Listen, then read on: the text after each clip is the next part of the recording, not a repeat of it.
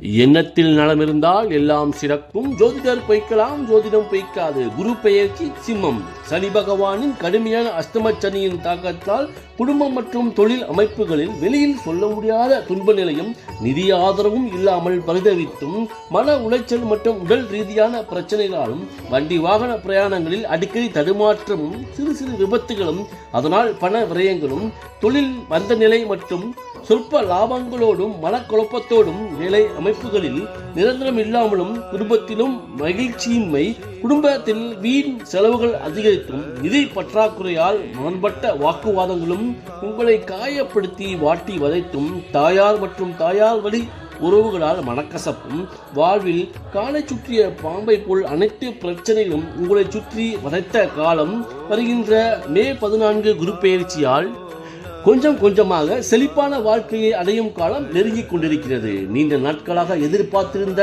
பணம் கைக்கு வருவதுடன் புதிய முயற்சிகள் மற்றும் முதலீடுகளால் எதிர்பார்த்ததை விட அதிக லாப மேன்மைகளும் அதனால் குடும்பத்தில் ஆடம்பர வாழ்க்கையும் வங்கி கணக்கில் சேமிப்பு நிலையும் உயரப்போகிறது. வேலையில் இருப்பவர்களுக்கு பதவி உயர்வு, ஊதிய உயர்வு மற்றும் மேலதிகாரிகளின் திடீரென்ற ஆதரவால் மனமகிழ்ச்சியும் உற்சாகமும் அடைவீர்கள் என்பது சத்தியமான உண்மையாகும். குடும்பத்தில் ஆரவாரமான மகிழ்ச்சியான சூழ்நிலையும் பிள்ளை செல்வங்கள் வேண்டுவோருக்கு குழந்தை பாக்கியமும் குழந்தைகளால் பெருமையும் புகழும் கிடைக்கக்கூடிய கனிவான காலமாகும்.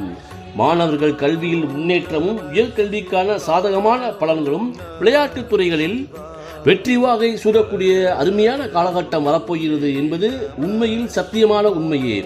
புதிய நண்பர்களால் நிதி ஆதரவும் ஆன்மீக பயணங்களால் மன அமைதியும் சமூகத்தில் மதிப்பும் மரியாதையும் கிடைக்கக்கூடிய அதிர்ஷ்டகரமான சிறப்பான காலகட்டமாகும். விளைச்சல் இருக்கும் போதே அறுவடை செய்வது போல செழிப்பாக இருக்கும் போதே சேமித்து முழு பலனையும் அனுபவித்துக் கொள்ளுங்கள் சிம்மராசி நண்பர்களே.